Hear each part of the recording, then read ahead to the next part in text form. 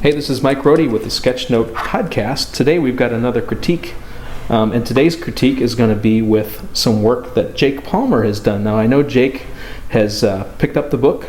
We've had some discussions on Twitter, and one of the things he did when he read Chapter 7, one of the ideas is to build yourself a visual library, imagining things in your kitchen or in your office. And so what Jake did is he actually started envisioning his kitchen and items. And I thought it would be fun to kind of look at this and see how he approached this and maybe talk about some of the things that he's drawn. So you can see right up in the top, he's identifying it as kitchen stuff.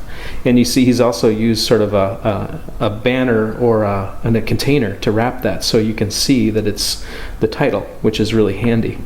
And then immediately he gets into drawing things. So, you know, in the book, I drew a toaster in the book for reference as a starting point, but then Jake's gone ahead and he's done some things like, I'll zoom in a little bit here. So fork, spoon, and knife. He's got a cup and a plate. I even love this little spatula here.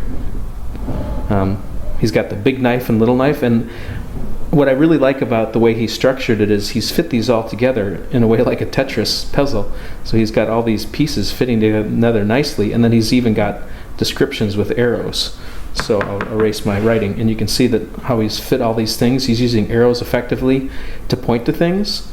I love sort of these sharp angles that he's using. That's really interesting. And then what I really like is notice how he's fitting that little paring knife right in to the space underneath the handle for the big knife. So in a sense, once he's got all the type, it really fits in a rectangle shape.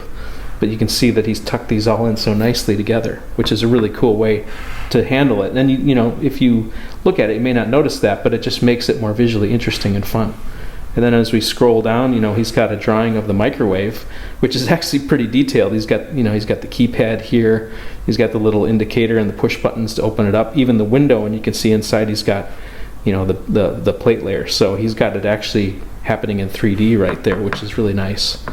He's got his refrigerator. You can see it's side by side with water and ice. He's even added that little detail, and it's amazing how much, how little and how easy it is to draw just that little thing, 2 little petals and a base and even a little marking. But immediately I know that that's a water and ice dispenser. He's even got a little note from his wife up there with all the things he's got to do when he gets home from work. So that's pretty cool.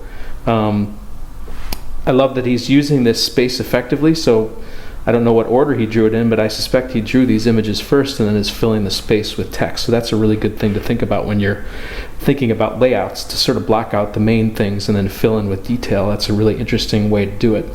You see here he's indicated that he's just read the Sketchnote Handbook and wanted to start doing this exercise. So that's really cool. Now let's go to the other page. This looks like he did it in a moleskin sketchbook. So let's zoom up this other page here. Here he's got his blender. And again, look at how simple this is. It's a really simple set of shapes put together. But when Jake adds things like here, he's got the measuring thing with the lines he's adding, even the little buttons here that he's drawn to activate it, and the plug.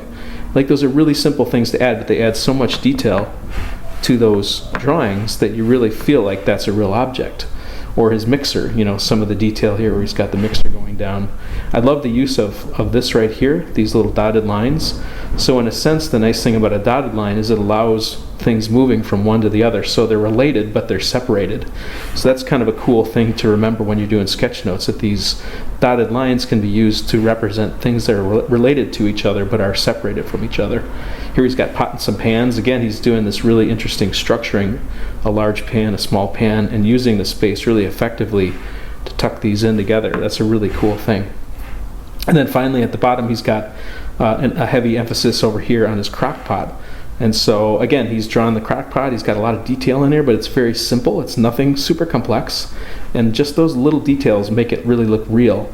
He's even got the cord coming around, and then he's using this space over here to describe the crock pot, as well as some of the things he likes to make in the crock pot. So he's using all these spaces to make a really interesting composition out of the whole thing. So let's look at the whole thing as a unit.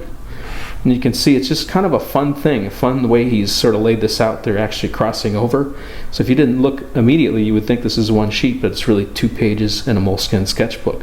So I think Jake probably had a lot of fun doing this. I had a lot of fun showing it. And I'd love to see your work. Put it up in the Flickr group. here's the URL for that group. So go there and sign up and submit your Sketchnote work. I'd love to see it. I think other people would too. And we may pick your work to do critiques in the future. So thanks again for joining me on another episode of the Sketchnote podcast. And we'll see you out there.